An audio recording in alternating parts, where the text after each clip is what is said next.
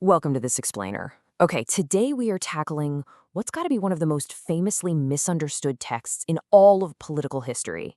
We've all heard the term Machiavellian used to describe ruthless, power-hungry behavior, right? But how much of that reputation actually matches the source material? Well, let's take a magnifying glass to chapter 17 of Niccolò Machiavelli's The Prince. We're going to strip away centuries of pop culture baggage and uncover what the text actually says. It's literally the ultimate leadership test. Is it better to be loved than feared? Or, the reverse? I want you to just pause for a quick second and think about this directly. If you were suddenly put in charge of a massive organization, a sprawling city, or heck, an entire nation, what kind of leader would you want to be? I mean, most of us naturally want to be loved. We want our team or our citizens to support us out of genuine affection and respect. But Machiavelli, well, he forces us to look right past those warm and fuzzy ideals and confront the hard, honestly, sometimes uncomfortable mechanics of human behavior. Section 1. The most famous misquote. Okay, let's dive right into how this specific dilemma gave birth to basically the most famously misquoted idea in the entire book. So when faced with this massive question of whether it's better to be loved or feared, Machiavelli's actual first completely unfiltered answer is that a leader would wish to be both. When people paraphrase Machiavelli today, they almost always skip this nuance entirely. He isn't actually inherently against being loved.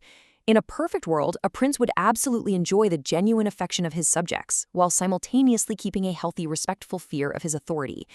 This right here is the absolutely crucial qualification that is almost always dropped from our modern conversations. He would prefer both. But, here is where the rubber really meets the road. Machiavelli draws a very sharp line between the ideal and the reality. He fully acknowledges that it's incredibly difficult to perfectly combine love and fear into a single leadership style. Because they are just so hard to balance, real life often forces a choice. And his conclusion is crystal clear. Since it's so difficult to combine them, it is much safer to be feared than loved, specifically when one of the two must be lacking. Notice that. It's a fallback plan. It's a pragmatic calculation of safety for when you are absolutely forced to choose. Section 2, the problem with love. Now we need to understand exactly why he makes this specific choice and why fear is ultimately considered safer. A lot of people just assume this choice is because Machiavelli was, well, a cruel person who enjoyed suffering. But his reasoning isn't based on sadism at all. It's entirely based on reliability. His calculation comes down to a deeply cynical yet highly observant view of human nature. He argues that men are ungrateful, fickle, dissemblers, avoiders of danger, and greedy for gain. Quite a list, right? Basically, while you are actively benefiting them, they are entirely yours. They'll promise you the moon. But human nature is fickle. When the pressure is really on, and when true need actually approaches, they turn on you. A leader relying entirely on the goodwill of people described by these traits is building their power on a remarkably shaky foundation. According to the text, love is held together by a totally fragile bond of obligation. Because men are fundamentally looking out for themselves first, they will break that bond whenever it serves their own advantage. Fear, on the other hand, fear is held by a dread of punishment, and that dread never fails. You see, you can't always control whether someone loves you, but through the hard mechanics of consequence, you can reliably control whether they fear you. Fear simply offers a much more durable guarantee of stability. Section 3. The danger of hatred. And this brings us to the major twist that rescues Machiavelli from being a mere advocate for tyranny.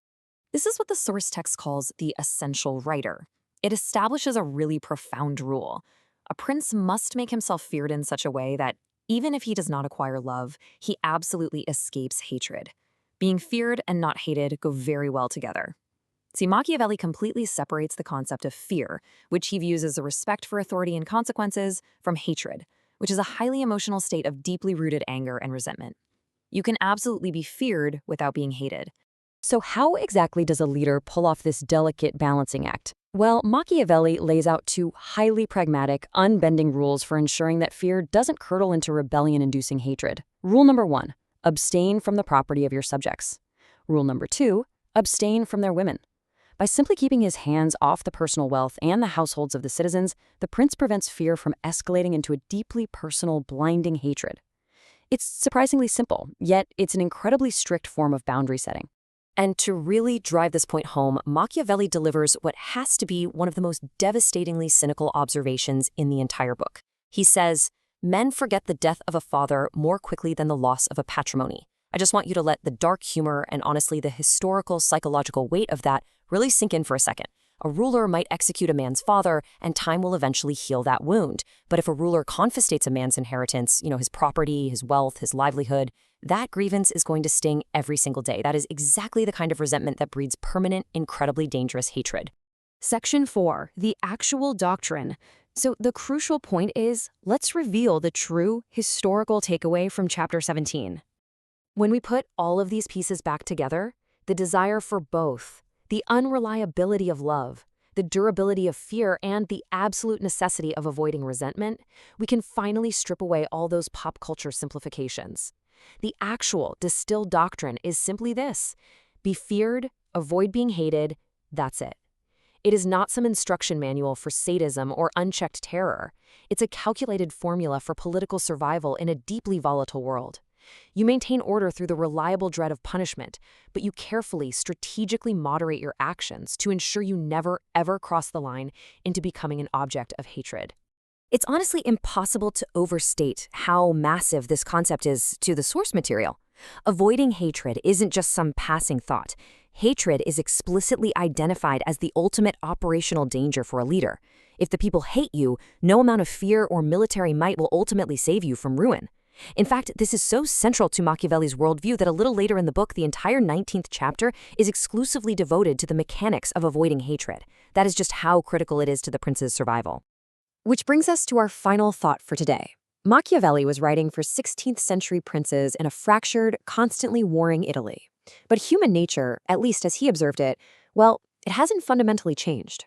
So I want to leave you with this question to ponder as we wrap up this explainer. Look at the politicians, the CEOs, and the public figures navigating power today. In our modern world, is hatred still a leader's greatest operational danger? Thank you so much for exploring this fascinating text with me today, and I highly encourage you to keep questioning the quotes you think you know.